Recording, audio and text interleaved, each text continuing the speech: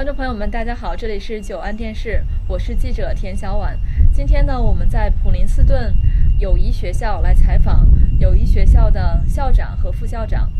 So today we're at the Princeton Friends School. Now we're with Jen and Shushu.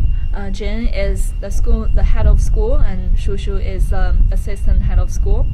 And we'll start our conversation by talking about how the school was set up and the history. I'll start with you, Jen. How did you set up the school? With what kind of concept?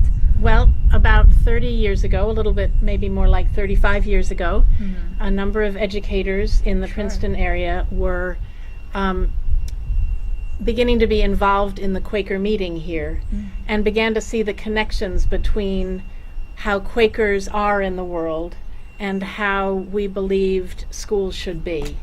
And there are many Friends schools in the United States, about 80. In the Philadelphia area alone, there are about 40. And this is because William Penn, who settled Philadelphia, created the city, was a Quaker from England. And but despite the fact that there are 40 Friends schools in the Philadelphia area, there was no Friends school in the immediate Princeton area, and we believed that we needed one here to promote the ideas that Quakers have always held dear, which we can speak about. Very nice. And Shushu, I'm going to turn to you. So you guys mentioned that, Jen, you used to be the trustee of the Friends Council on Education. And now, Shushu, you are the current trustee. So how does that organization help with monitoring the school and overseeing the education? Can you talk a little bit about that? Sure. Quaker education is very distinct in United States education. And so because of that, we needed an organization that would help Quaker schools get a sense of unity around a central mission, of peacefulness, of excellent education of both the mind and the heart, and to provide resources for the teachers and the administrators to run these schools. And also to be a national voice. So when educators all across the country are talking about education, we want to make sure that this concept of mind and heart education is part of the conversation. And so the Friends Council on Education does that work for the Quaker schools in this country. Excellent. Got it. So just now when we're walking through the school, I see a lot of national flags on the wall. So it means the school is very international. Can you talk a little bit about that? We are very international, partly because we are in the town of Princeton, which itself is very international. But Friends schools have always valued diversity in all ways, unlike other religious schools that cater mostly to that religion.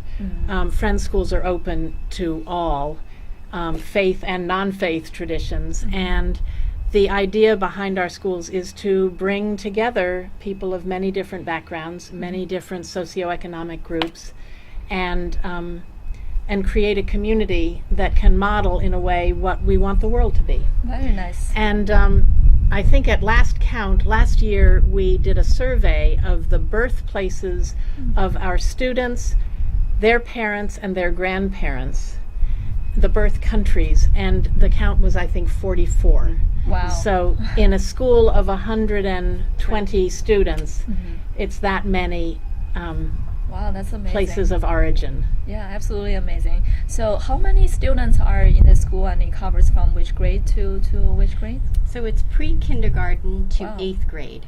Okay. So it's 4 years old all the way up to 13 years old. Wow. And how many students are? About 120 students. Got it. So it's a small school, and we like that because that community is very important to us and to all Quaker schools. A community that's inclusive, that's diverse, and very rich in experiences, because that's how we learn best. Absolutely. And I see today you guys are dressed in very traditional Chinese dresses, and you look really pretty. Thank you. So what is the celebration today? Tell us about that. Today is Chinese New Year here at Princeton Friends School, and we've had a Mandarin program since when? For the last, 1992? 20 years or so. Oh, wow. And we launched the Mandarin program through a grant from the Geraldine R. Dodge Foundation that sought a group of elementary schools in New Jersey to launch Chinese instruction, Mandarin instruction in the elementary grades. Got it. Before then, it had only been introduced at the high school level. And quite rightly, it was observed that children will learn a language much easier if it is introduced earlier. And so we were started- selected as one of 11 schools in New Jersey to start this program, and it Nice. has been thriving ever since, with our students graduating and going on to further language study and Right. heading off all over the world. Yeah, absolutely. So every student in the school are required to learn Chinese? So starting at Mandarin? age 4, Uh-huh. every student learns both Mandarin and Spanish. Wow. And then they don't choose which language to take until see, I 4th see. grade. Wow. So That's they At that both. point, they need to choose. Yes. Got it. Got it. So maybe a third of our students Uh-huh. traditionally have chosen see. Mandarin. And so today is a special day. We start with a big lunch for everyone of Chinese food, and then Awesome. we have we have I a love master paper cutter here today, Mr. Chung, who is doing some of his The art. traditional paper Yes, cutting. the traditional paper cutting, Nice. and then a martial arts expert, a kung fu Wow. master, who will do a demonstration, and then the children who are learning Chinese will get up and say a few words or a little speech or a Nice. skit Yeah. Yeah. In Mandarin. in Mandarin. Oh, yes. Wow. Looking forward to And that. the other day, we took our Mandarin students in 4th through 8th grade to the Franklin Institute in Philadelphia, where the Terracotta Warriors exhibit is currently on Oh, display. I see. And we went out to a Chinese restaurant afterward. Uh-huh. And one of the waitresses afterwards said to me, "Are all of these children from China?" And I said, "No. These 3 over here are, because they are actually visiting our school for I a see. month from China, but no, the rest." And she said, "But they They're all surprised. speak they all speak so Wow. well."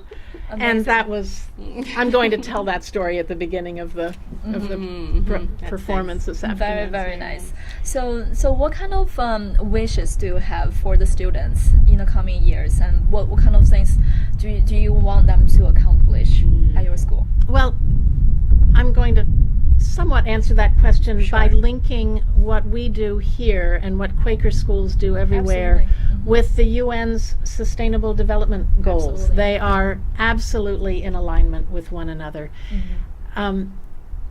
Quaker schools unite around this idea of, we call it the spices, which are the values that all Quaker schools embrace: simplicity, peace, integrity, which the world needs these days, Absolutely. community, equality, and stewardship. Right.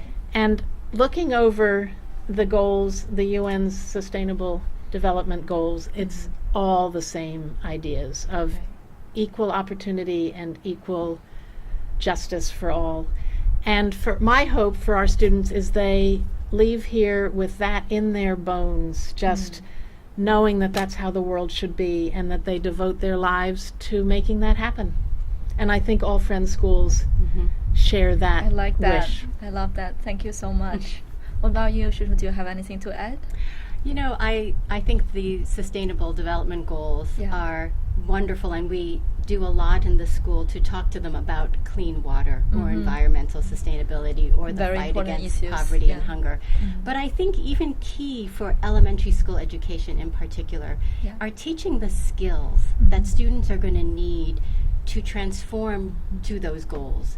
So there's skills of listening carefully to one another, respecting each other's opinions, of understanding that sometimes we may not agree, but we still need to work together. Yeah. And how do we do that? How do we collaborate and make something happen from even that point of disagreement? Right. And then how do we open our eyes to the wider world? Right. You know, where we can see that people are just like us all over the world and feel deep down in our hearts that empathy for each and every one of them.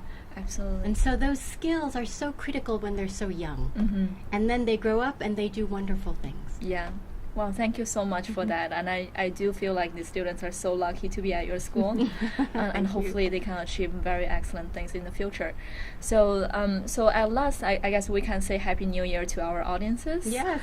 And I wish everyone Happy New Year and a great fortune to come to have in the new year. Thank you, everyone. Thank you.